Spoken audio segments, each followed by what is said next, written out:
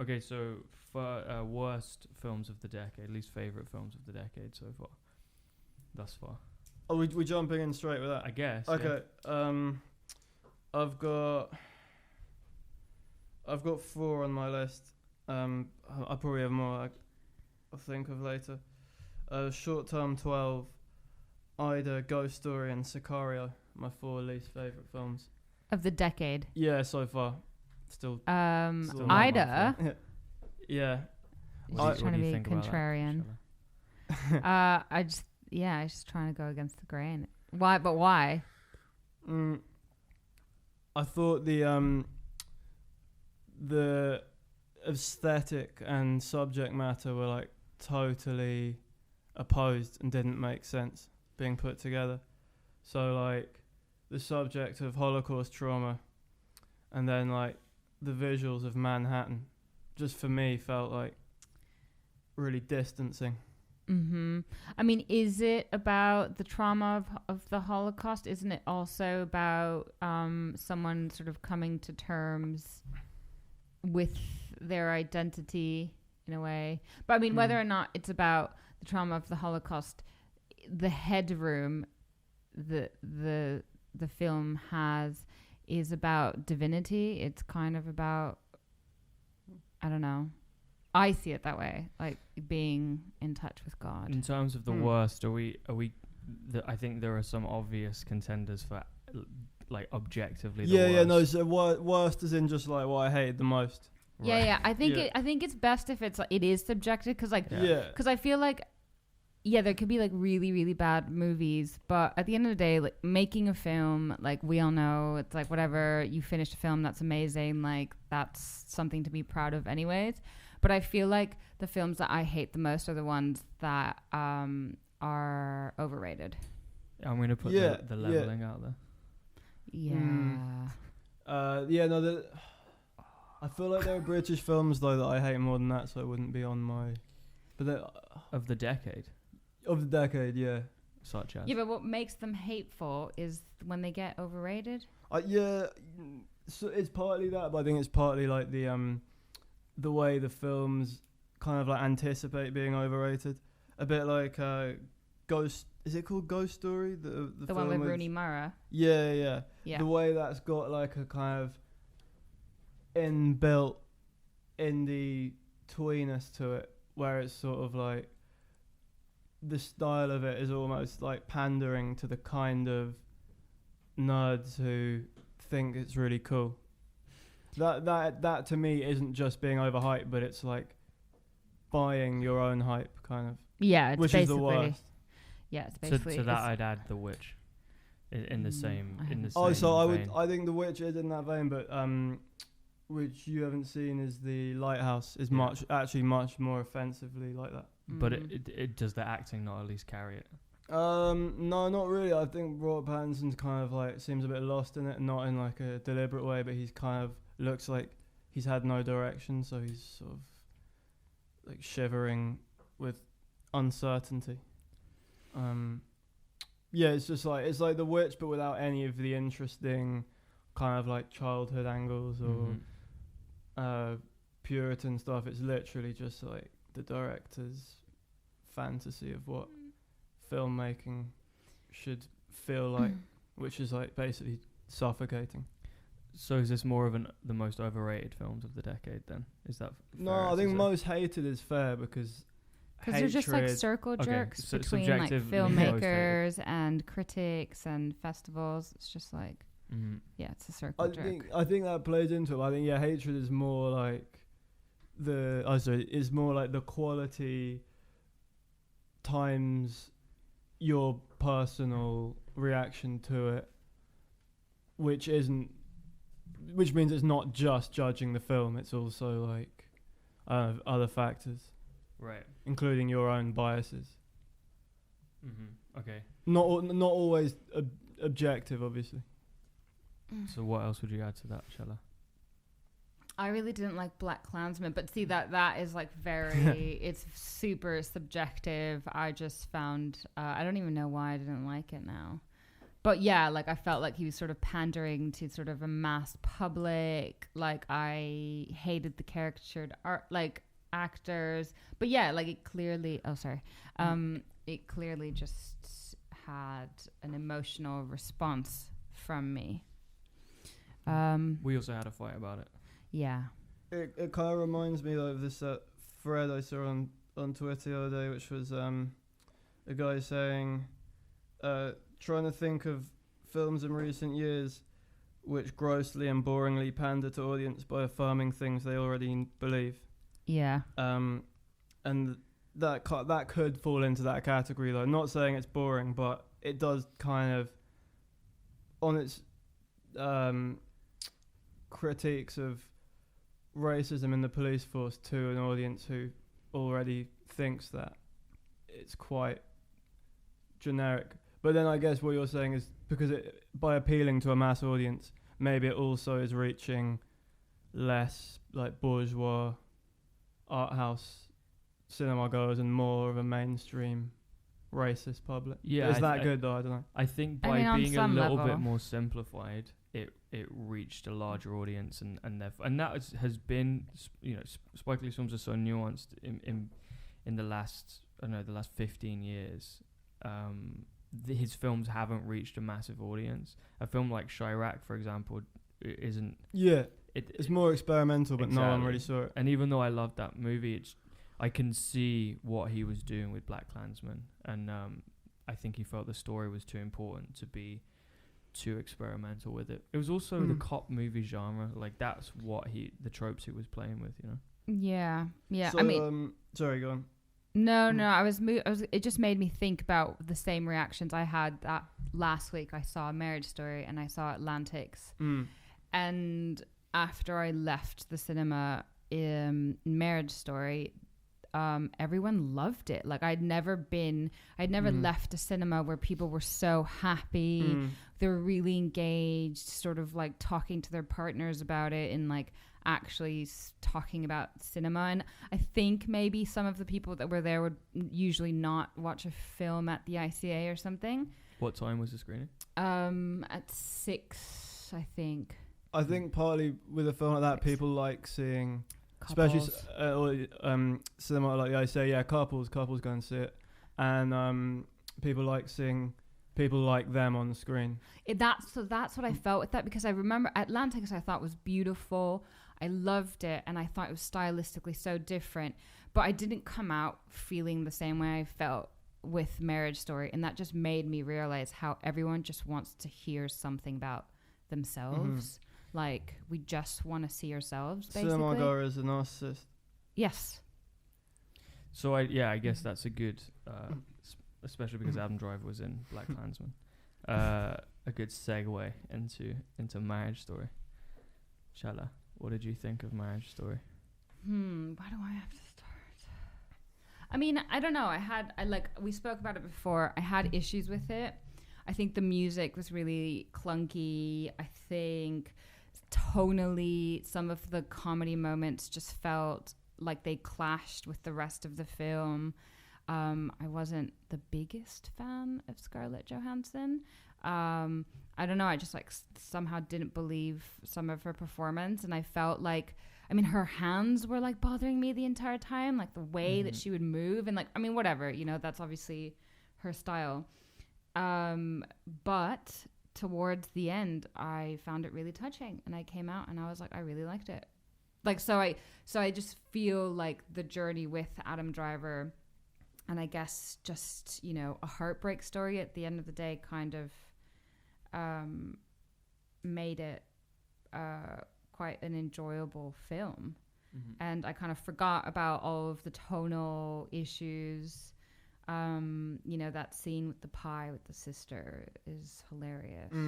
But I think that was that scene's a perfect example of what I thought the problem with the film was that it had great moments, and I think I have a problem with Scarlett Johansson's performance, and even though she's a great actress, I just didn't believe her for some reason in this. But I found that the biggest problem was that Baumbach wanted to have his cake and eat it, and he wanted to make a serious marriage divorce movie and a mumblecore comedy, Yeah. What did you think, Theo?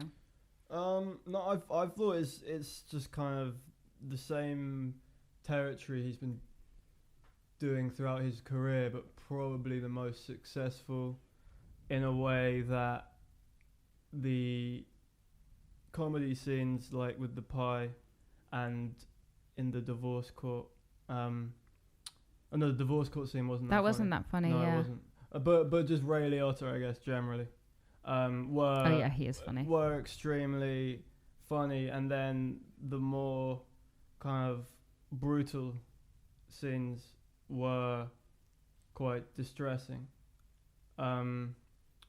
So I thought in that sense it was kind of the Noah Baumbach perfecting what he's been doing over his whole career, but at the same time it's kind of weird that when someone can perfect something you still feel a tiny bit underwhelmed, maybe because he's not out of his comfort zone. It's working within the same environments and with the same means, yeah, the same we've tools. just seen it too much. Yeah. There was one thing that really annoyed me, and I know this is like a small thing, but like, you know, when they do the list of like, oh, you know, write down what you like about each other.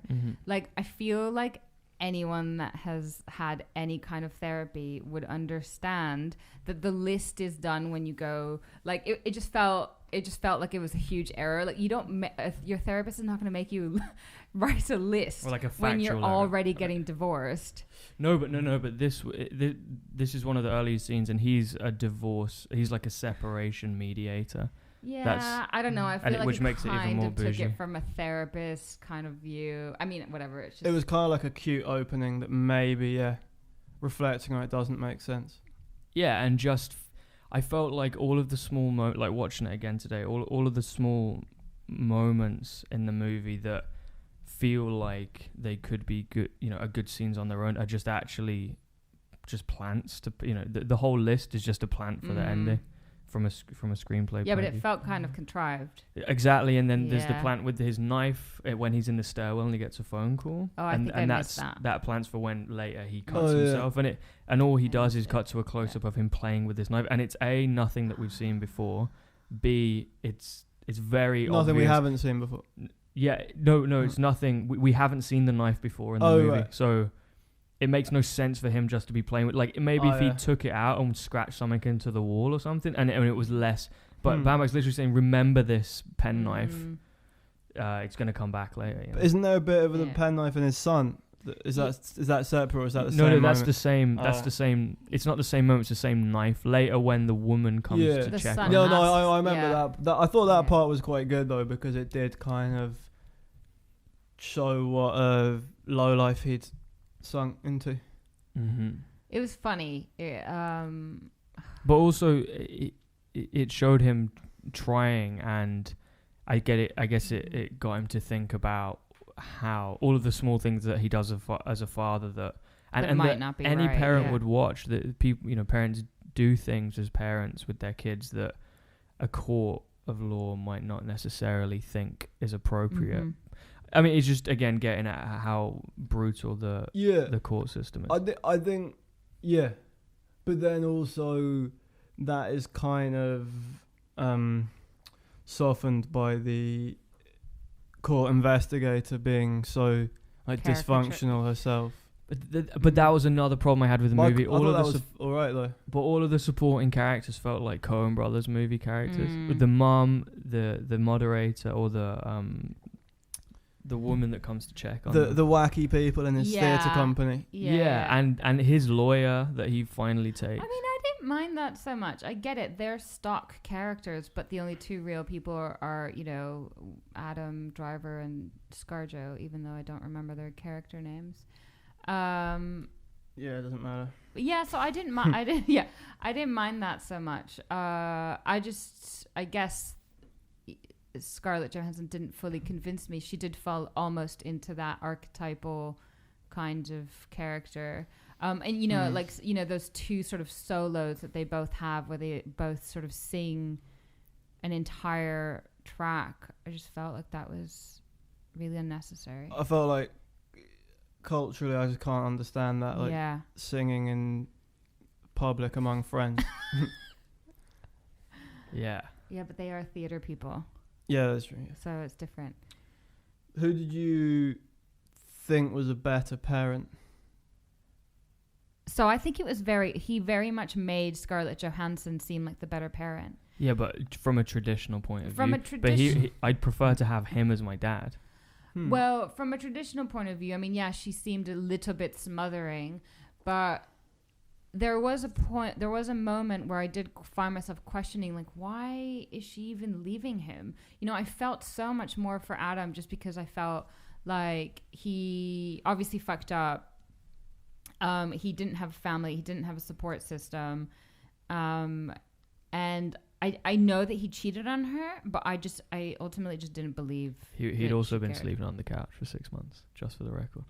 It's because they weren't having sex. That's what you say, isn't it? Yeah, but I feel like that's quite common in divorces as well. Before people get divorced, they start having sex. And yeah. I've heard parents' friends talking about that. Yeah, but yeah. But I mean, I still think when you say that it's like I think Frances Ha is a almost perfect movie compared to this. I think Squid and the Whale is actually really good as well. That's yeah, weird. I mean, Yeah. I like Margot at the wedding. Oh yeah. Maybe yeah. everyone has yeah. a different. Yeah. I actually think I like those other films more than Marriage Story. Like it was almost too. I mean, even though I did like Marriage Story, but maybe I'm just analyzing it too much and ruining it for myself. The other kind of obvious criticism for me was that he seemed to be too aware that he was making an attempt to add to the genre of divorce movies, and that's what I mean by wanting his cake and eat it. There were these isolated scenes of comedy, like the bit where the sisters got to serve Adam Driver's character, but then he also had these scenes that were supposed to be taken seriously, I think, or maybe I'm just receiving it wrong, but where Scarlett Johansson goes to Adam Driver's flat in LA and they have this huge fight, they're just shouting insults at each other, and he breaks down onto his knees, and I thought that melodramatic is the wrong word because it is a melodrama, but in a good way, but I felt like he wanted to be on the lists of scenes from a marriage and these Woody Allen European divorce movies, and I don't know, it kind of, he had all the pieces, but it didn't fit. It just didn't quite fit together. And then there's just small stuff like the aspect ratio, and it's just certain things that I just felt. What was the aspect ratio? I forgot. It was. Was it 1:6 or Academy? I can't remember what it was, okay. but it was just slightly smaller than. Yeah. That was quite. Yeah. I think it was maybe It was European Academy, TV, like the European TV format, or is it? Oh, Academy? 166. I think it's 166, but that would be really. No, I don't think it was pretentious. that tight. It was like. I don't remember it being Academy. tight. The close-ups are quite tight, and they feel they're a bit like forced, aren't they? Sometimes they look good, but there's a bit of a kind of heavy-handedness about especially Scarlett Johansson, I think, in Laura Dern's office. Yeah, it's 166. Okay, That's yeah. 166.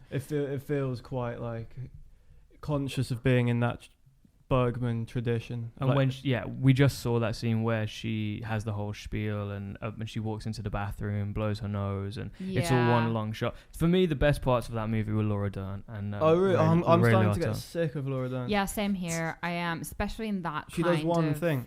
especially that kind of character. She does it in Big Little Lies. Yeah. Yeah, I'm sick of it as well. It's a want shtick. something else. Yeah. She's good in David Lynch films, but that's about it. Does Marriage Story deserve, if the Oscars mean anything, if the Academy Awards mean anything, does it deserve to be get up nominated? there? Yeah. I Or to think so. win something. I think it could get nominated for Best Performance. From who? From Adam Driver. Mhm. It might get nominated for Scarlett. But just on Adam Johansson, Driver but real I'm quick. not. Ray I Liotta, Best think he's Supporting great. Actor. Don't you think Adam Driver is Does the same same thing. guy? He was the Yeah. same in this movie as he was in Black Klansman, as Yeah, he but was. But I like him. Yeah, but I Yeah. like him exactly. That's and the also problem. name me another male actor that could do that character and that sort of complexity between like vulnerability and macho-ness better than him. But I think that the complexity isn't something deliberate that he's doing. Oh That's yeah, it's just just him. it's just him. Yeah, but no one else can do it. Like who else could do it? Just Also, I think he is genuine when he, like, in Girls as well. When he's horrible, he's genuinely horrible. He's Yeah. not just that nice guy who you wish liked you more. He's like actually unpleasant and kind of violent. So yeah, and he's kind of like this man that every girl's familiar with in a way, and you know, if anything, gives voice to the fucking dickhead, you know, or at least like the damaged, complex, like male character. But have we won that out? do you think it will get nominated for anything else? I think it'll get nominated for Academy Awards. it might get nominated because of, I think, Noah Baumbach's reputation as a writer director. It might get nominated for original screenplay. Yeah, I was thinking it might get screenplay. And also, I feel like, I could be wrong, but I feel like original screenplays actually maybe less. There are less than adapted, so it's less competitive, maybe. But I don't really care. What else is up on that list? Of, no idea. Yeah, I have no idea. But like outside of the foreign they films. usually have like odds on it already. Yeah. But I don't know. I mean, I'm what's curious. even gonna win? by odds, do you mean at the bookies? Yeah, but I think people sort of make their careers out of not even betting, but just like speculating on it. It's weird. It starts quite early in the year. No one watched the Oscars anymore. But usually there's like I actually can't even think what's the front runner. Yeah, I don't know either. For best film, Yeah, it's Joker, I think. Yes, Seriously? Yeah. Is it? Yes, Which is definitely. Abysmal. that's like the most 2019 I haven't thing that seen could that. happen. Yeah. Although it'll be in 2020, but you get what I mean. Yeah. Joker winning an Oscar. So, best films of the decade. All right, What- should we all do one? Maybe work backwards if you have a few. So work from Is the most recent film. is Marriage Story on your list? No. Is I Marriage do Story on have. your I have a list? Noah Baumbach film though. What? Frances Ha. Really? Yeah. I think that's it's not on my list, but it's I mean, you know. it's valid. Isn't it sort of Greta Gerwig though at Yes. her worst? Yeah, definitely. I think we Don't were you talking like that about film? this the other day, and how we kind of see it more as Ambivalent. more as a Greta Gerwig film than we do a Yeah. Noah Baumbach film. Like she Yeah. co-wrote it. I think she maybe co-directed it. No, I don't think. No, she just wrote But it. she probably did Yeah. because she's like Uncredited. she's in every scene, isn't she? I don't know. That's another discussion. But no, I don't know. I feel like Frances Ha's maybe aged a bit badly in relation to other stuff they've done. Like maybe Mistress America is better. Mistress I'm America. on the no opposite way. side of the. Yeah. No. I think Mistress America was bad a year after it came out. But I like the way Mistress America. She's like genuinely Awkward. and just Yeah, like she's good. abrasive and exploitative. Frances Ha, it kind of annoys me how it's a bit self-pitying and like Yeah. she's just. I feel like it's going to be looked at like in history a bit as like the archetypal like why millennials Didn't were get a anywhere. failed generation because of Okay. people like Frances Ha. Yeah. Just like feeling sorry for herself, but also clearly is not doing that badly. Like she gets a job at the end and she runs through the streets like she's in a French New Wave she film. lives in New York. She lives in New York. She's a She got star. rich friends. You know what I mean? She has to go home for a bit. And then when she's at home, she made Lady Bird, so it all worked out. Whereas Mistress America is more like direct. I think I don't know why I put it on the list. I think I put it on the list because of maybe it kind of is the peak of mumblecore or maybe the end of mumblecore. I don't know, but it kind of brings together. I think Computer Chess, which is on my list, is the peak of mumblecore. Oh, okay. I don't know. Now that I'm looking at it, I have, I've got Madeline's Madeline. Yeah, I got that. Yeah, so me we too. knew that. All So of that's us, Scenes yeah. Journal number one. I feel movie like of the she decade. cared about. Yeah, Yeah. Me too. Like it, I didn't go in watching it. Like you guys had hyped it up a little bit, and the industry had hyped it up, but I didn't. I expected not to like it. But yeah. It just it takes you by surprise. Like you think it's one thing, quite like you're quite certain it's one thing, and then it like crumbles or shatters rather like your expectations, which not many films in 2019 did. Yeah, definitely. What have you got, Theo? The most recent one is one that I was fortunate enough to see a preview of, is Uncut Gems, which is just like Safdie brothers, kind of. It feels like their definitive New York hustler, loser, fuck up film, with Adam Sandler being his like most idiotic, but probably also his most kind of emotional. And yeah, it's an incredible film. They wanted to make that before. And it makes sense. It makes sense because it's got the sort of rough energy and the kind of similar style to Good Time, but just with a much more, I'd say, like layered story. More the relationships they're not just fleeting. They feel like they've been thought about and they're kind of built in. And apparently, I hadn't heard this by a woman who's worked with them. Told me it's the character's based on their dad. Right. I don't know if that's public knowledge or if I'm just repeating something everyone already knows. But and she actually met their dad and said he was quite a he seemed like quite a sort of quiet, dignified guy. So in that case, he's nothing like Adam Sandler is in this film. But I think he did similarly work in diamond dealing maybe for a little bit. So then that's the world the film is set in. And it's very detailed and very like a window into something that you had no idea was like that. Which is, I mean, you could have guessed a bit, but... When is that released? Must be in the new year sometime. I don't think it's even been released in America yet. Like a lot of people talking about it on Twitter. I think there's been a lot of screenings, but it hasn't been released. Can we see the trailer? Yeah, I haven't seen it. I think I have seen it, but I can't remember it. It's got The Weeknd in it. Oh, and also it's set in 2012. So we got Uncut Gems on the list. Oh yeah. Madeline's Madeline. Yeah. Uncut Gems. Shall I? I'm just trying to stay away from I don't think things. Frances Ha is going to make. No, it's fine. It's fine. I'll take that. I'm trying to, because I feel like I've noticed a lot of new films, so I'm trying to like point out the older ones. So I have Enemy on there.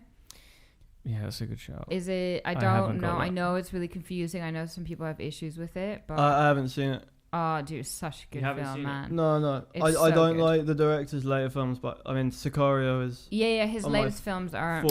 most hated. No, but Enemy's really good. The only problem it has is with its ending, with the last 5 minutes. Well, people have a problem with the ending. Not the last... No, don't tell him. No, yeah, no, okay. I honestly don't mind, tell me. Okay. You don't know, you should see it. You don't think I will. Why not? I think you'd really like it. I think it's nothing like his other films. But if you want to discuss the ending, I don't mind. Like I won't be. Yeah, well, he won't get it anyway. There's a massive spider in his room at the end, but that's not the ending that I'm talking about. Which one? Oh, you're talking about. Wait, that's the ending. The spider going over the city. No, the bit where they crash and all that shit. It just had a bit of a.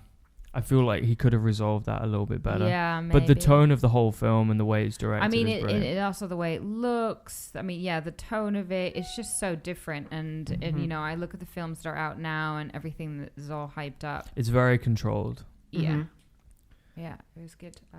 So yeah, that was even if a little bit pretentious in its symbology. Yeah, it's very pretentious and metaphorical in a way. Oh, sorry.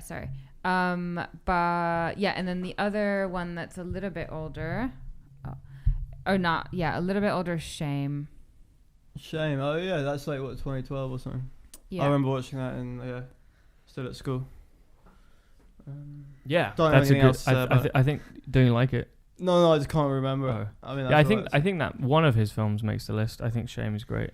Yeah, I mean, which is his best? Hu- that or Hunger. Hunger. When was that? Hunger's before, I think. Yeah. Mm. I think that's, I don't think that's that doesn't- 2000 something. Yeah. So yeah, Yeah. Shame. I Noise. feel like if I had to choose one of his films, it would be Shame. yeah. I got Melancholia. I think is Okay. Haven't valid. seen it. You've never seen Melancholia? No. Wow. Nope. I thought about putting that in there, but I'm like, It's his best film. I think I only wanted it in there because I really like Kristen Dunst, and I feel like she's the most underrated actress out there. And she didn't get her Oscar nomination for that film because he said his Nazi stuff. So Was that then the Nazi? yeah, it was Yeah, that that year, was and Bo- she's like Cannes. openly said like I feel like I didn't get what I could have gotten that year because of his comments. Is it Yeah, Cannes, but that's isn't it? also It was so a Cannes, yeah. like inward looking from Kirsten no, Dunst. yeah, of It's course. like, oh, I could have of won an course. Oscar if the director hadn't have made a Nazi comment. Yeah, It's just a I mean, bit- but he also just like, yeah. I mean, she might be majorly right, but fucked up. it's just massive speculation. Yes, it's true. Theo? Okay, so earlier ones, must be forgetting stuff, but the earliest is probably Margaret, because or Margaret, I don't know how they say it, because it was made in 2006 but released in 2011, I think. Mm-hmm. Kenneth Lonergan's film, where Anna Paquin plays like a Oh, I like her. self-absorbed teenager who witnesses a bus crash that kills a woman and kind of like thinks she's going to be able to make it right, and learns that she's not important enough to make a difference. But yeah, that's like the plot doesn't really matter. It's more just like a very realistic portrayal of a kind of upper class frustrated teenager, and yeah, just like in form as well. It doesn't really feel like anything else that's up there from this decade. Like it's quite quite episodic, but the end, like not in a self-indulgent way. It's like each moment is clearly key to shaping her growing up, but also it's not like anything is really contrived or supposed to be significant or whatever. Wait, so why did it get released later? I think because it's 3 and a bit hours, and I think the studio just refused to release it unless he cut it down. He refused, and it was just like a sort of a deadlock. But yeah, and then I think the next one he made after that is Manchester by the Sea. So yeah, that's on there. I don't know. Has it been a good? I think it's been quite a good decade. I think maybe it was kind of a bad decade for like animation. No, I was gonna say like the art house drama. I think. I mean, obviously you can't like split it off by every 10 years, but I feel like last decade there were quite a lot of good, like interesting European, particularly European, like quite slow, quite clinical, like very realistic dramas about ordinary people, which were quite kind of like crushing and good. And then this decade it felt like those just got taken a bit out of hand and just became like what was interesting about them Was just distorted? No, definitely it not. just became like it became sort of like a badge of honor being mundane maybe, Yeah. which before that was like observing people's lives, and then in this decade it felt like it became like a sort of prestige thing. Yeah, there is one sort of social realist film that I think belongs in this decade, and it's Certain Women. For being one of the top films. Top. Oh right, yeah. Yeah. I think Laura Dern. Laura Dern, yeah, but and it could True. fall into that kind of mundane. Yeah, mundanity that the it's other different film- though. I think the structure is really what it has going for. Yeah. For itself, is that right? Anyways. Yeah. The structure, and I guess the characters are sort of interesting. I guess maybe characters we don't really see in American cinema too much. Mm-hmm. Yeah. Definitely the The girl on the horse. The girl on the horse, and then there was the lawyer. Yeah. And then, no, Michelle Williams is quite a standard American. But she wasn't like too character. sympathetic, or it was quite like it was quite interesting portrayal of that kind of character. Is she cheating or is she being cheated on? Oh, she's just really like She's just a bit isolated. anal. Yeah. I forget if she was. Yeah. I think her husband's having an affair with Laura Dern, Dern, but that's not really the point. It's not. Yeah, you just see it. You don't. Yeah, that's just the connection between them. But yeah, it might just be the structure, sort of 3-part structure that made it a little different. Another one of her movies I thought was doesn't quite make the list, but I thought was great was Night Moves, and again that film has a problem with its third. The act, first half of Night Moves is excellent. Mm-hmm. Yeah, and the second half of it is like, I don't know, a bit pointless. Yeah, it was just plot for plot's sake, and it was just got stupid at some point. But no, I think it's fair. Kelly Reichardt's definitely one of the, like, particularly among American indie directors, one of the more interesting directors this decade. Yeah, definitely. I mean, she's definitely a slow cinema kind of director, and one that maybe couldn't almost belong to the previous decade. Yeah, and I think in a way, some of the other sort of what was called slow cinema, some of those directors kind of turned out like slightly underwhelming films in the latter part. Like who? I mean, I was thinking of like the Turkish director Çilan. Nuri Çilan. Nuri Bilge Ceylan. Ceylan. Yeah, I do like him. Yeah, no, he's good, and I liked Uzak, which was like early 2000s, and I mean it feels arbitrary saying it, but his more recent films, like the one actually that won at Cannes, was just kind of retreading the same ground. Which is the one that won Once Upon a Time? No, Winter Sleep. Oh, I haven't seen that. It was just like same turf, and then I like him. Christian Mungiu, who did 4 months, 3 weeks, 2 days. Film I really liked. I was going to say, what year was that? That's 2000 something. And actually, he did make a good film this decade, Beyond the Hills. But his most recent one, again, it was just like this kind of like grinding realism, which doesn't. It just sort of stops shedding light on stuff after a while. And these are the good directors. Like, there's obviously, like we're talking about the leveling, like bad films that try and imitate that by bad directors. So it's just, it feels a bit like. It just can't sustain itself for very long. And even the good practitioners of it are sort of running out. Another good example, actually. Ken Loach. Oh god, yeah. Well, that's more than a decade. Bruno Dumont, who did The Life of Jesus, the film I saw again the other night. This decade he started making these kind of weird like slapstick farce comedies, which are like totally different, or couldn't be further from the sort of realism documentary style that he's been making before. And it's not always successful, but I think at least it shows an acknowledgement that like maybe you should explore other things after a while. But they were good. Mixed. Question. The one of them was a TV series about cops in northern France, which is very, very good. The other ones are not. I actually haven't seen much of the other stuff. It's not really my thing, but I think at least it shows like a desire to branch out and not just sort of like resting on the laurels of being accepted in Cannes. Although he is still accepted in Cannes. Yeah, I mean, I definitely respect directors who evolve and try new things. One film I thought like deserves to be on everyone's list of best films of the decade, and like it's not even one of my favorite films, but honestly, like this film was fucking amazing. It was Holy Motors. Like I just think it just needs to be on everyone's list. It's crazy. It's so different. Like yeah. That's one I kind of it's a great film.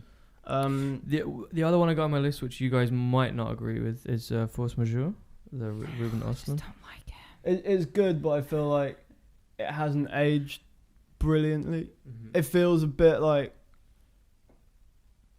safe now. Maybe it's because everyone's doing like toxic masculinity and it's become an annoying buzzword. But at the time, it definitely felt like, oh, that's funny. It's showing the way men behave. But now it's a bit like, I don't know. Well, I thought it was more than that. I think it taps into a marriage and talks about the not only toxic masculinity but the expectations that men have to be quote unquote men, and versus the way in which one might naturally react, and yeah, and there's that whole thing I mean, of also how she deals with it. And yeah, if it's that's what I fair think is and, good about it. Yeah, I think it is complex. I think it is interesting. But my problem with his films is that it's a thesis paper. It's always a thesis. There's like one thing that he wants to talk about and sort of like one statement, and then the entire film is sort of geared towards that, especially The Square. I think Force Majeure is better than The Square because at least you empathize with the characters a little bit. On that note, actually, another director who is from that sort of art house sort of establishment, who made a terrible film this decade, is Michael Haneke. Happy End. I which haven't was I don't know seen if it's that. terrible. I was but wondering if there was it's not anything great. he made this decade that we could put in. Like, what has he made? Just this Amour decade? and that, isn't it? Oh, and is the American Funny Game? No. No. Let's see. American Funny Games. So has he only made 2 films In this the, decade? let's see. Never said decade so many times in my life. Yeah. Because I thought maybe there would be a film. Ooh, I did put Elle in there. Speaking of. Oh, Elle, that's a good shout. Even though it's kind of a crazy. No, I think Elle is a really good film. Yeah, so it's just a more. We need to have a Happy End. Huppert is maybe like the best actress of the decade. So you need to have a Huppert film. That or yeah. It is Claire's strange Camera. that I wonder if, because when you Google the best films of the decade, you get all these lists, and 80% of the movies are American or British or definitely English language, and so I wonder if that's just like American bias, or if it's just, or if they are just better than or us. if they are better. Wait, none of them are English. No, not you said ba- some are English, no? Or British, like Not we need to talk really. about If we look at- Kevin. You were never really here. You mean the list that we see on other people? No, I mean like there's a lack of foreign language. Yeah, I think quote-unquote that's probably fair. I don't. We've said a few, but yeah. I mean, I think people just don't watch foreign languages as much. At the end of the day, most people speak English, so these are the films that we all watch. They're all common amongst us a little bit, whereas the foreign ones are, a little bit more niche. Stranger by the Lake is in some lists. I really like that film. I haven't seen it. But I'm sure Parasite will make lots of people's lists. Mm-hmm. Yeah, probably would. You haven't seen it, or you have? I have seen Parasite. Yeah. I might go watch that tonight. Yeah. Another one I was going to mention because I know that you loved it, and I loved it as well. First Reformed. Oh I did yeah, like that. yeah. I really loved that. I wouldn't. I don't think it would go up there, but yeah, it was one of the best films of last year. It's definitely a standout film. Like it's not like night movies, but it kind of swims in those waters. It's uncompromising. Yeah. I think another one that probably is not similar, but I've thought of it. Inherent Vice is one of the most over Phantom Thread. Huh? Over Phantom Thread. Yeah. I Phantom Thread's just not like the subject matter, and the Daniel Day-Lewis shit is not really for me. But I think Inherent Vice is just like the structure of it feels like genuinely daring, and somehow it's pulled off like this sprawling novelistic thing. Yeah, it's so rewatchable. Yeah, and it's really Josh kind of Brolin's sensual. character's amazing. Huh? Josh Brolin's character in that Yeah. is amazing. Yeah, all the characters actually, like that's the other thing. It's so like there's so many kind of micro characters which are really memorable, and also like the cult, and I just bits of it come back to me. It's just like it's not overdone. That's the thing. Like it's a really elaborate kind of almost like kind of fairy tale California, but it's not. It's still, all the characters still feel quite like real. Okay, my last one was I don't even know the entire title. I just call it Uncle Bon Me. Yeah. A Peach Tongue. Yeah.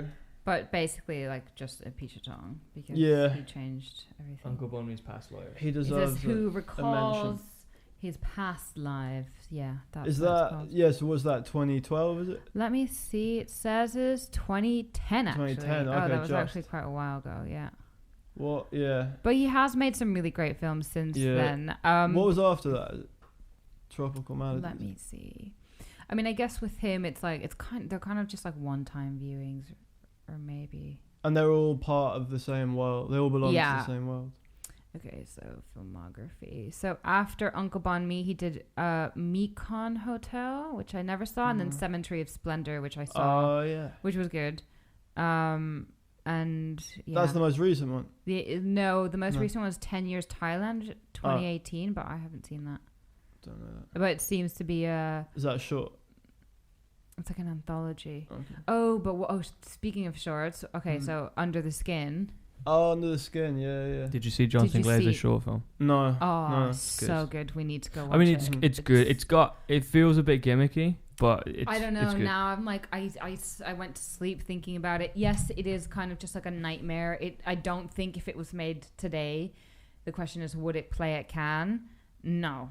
It would Like if probably he play wasn't Jonathan Glazer. If he wasn't Jonathan Glazer, it would play at Fantasia, I think.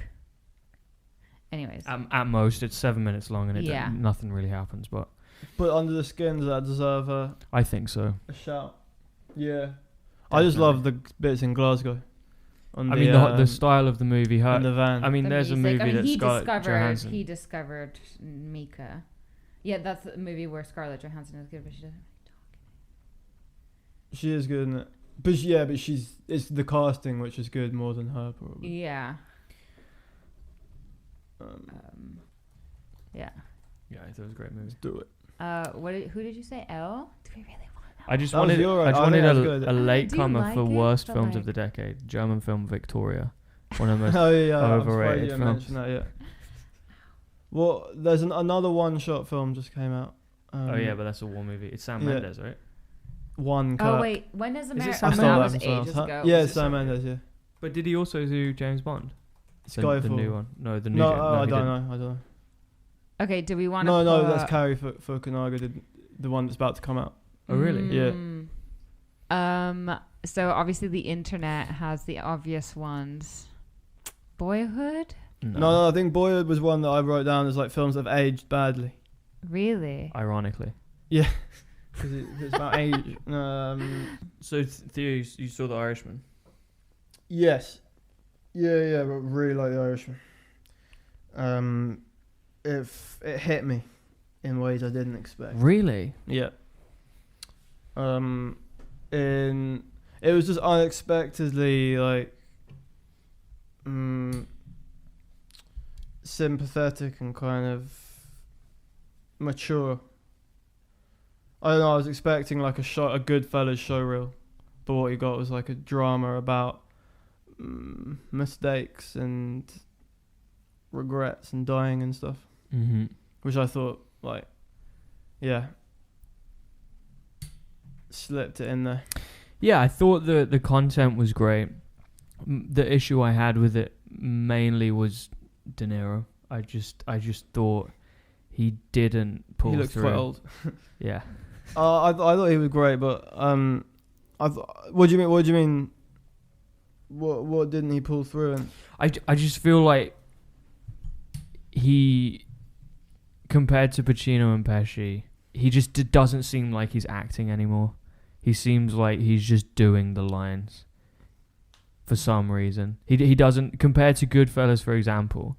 He when I watched that movie, it seems that he is the character that he's playing, you know, which is very oversimplified. But in The Irishman, I felt like he knew that, you know, he knows he's Robert De Niro, he knows he's in a Scorsese movie, and he's not quite pulling his weight. I mean, the CG thing was annoying for a little bit, but I mean that was what I was worried about, but it didn't bother me much. The part where it's most awkward, I think, is when he beats up that grocer, and he kicks him when he's down, and you can see Robert De Niro's like frail old body, like so stiff and tired. But how old is he supposed to be? He's supposed to be like there 40, right? he's meant to be like 30s, No. 40s. But like his body is clearly Yeah, hunched over. belonging to limping. an 80-year-old man. Just yeah.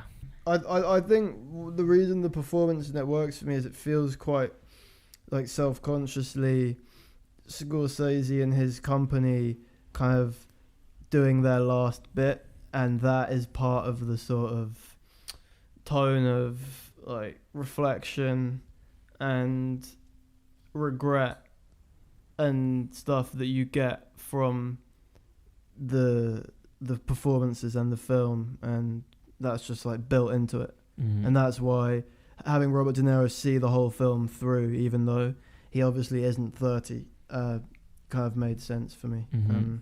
That's a good point. But yeah, I liked it.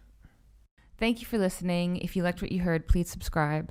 Just a reminder that we still have an open call for a third issue. We're looking for essays and photography on the theme of youth. You can email your submissions to editors@scenesjournal.com and find more information on our website. Thank you.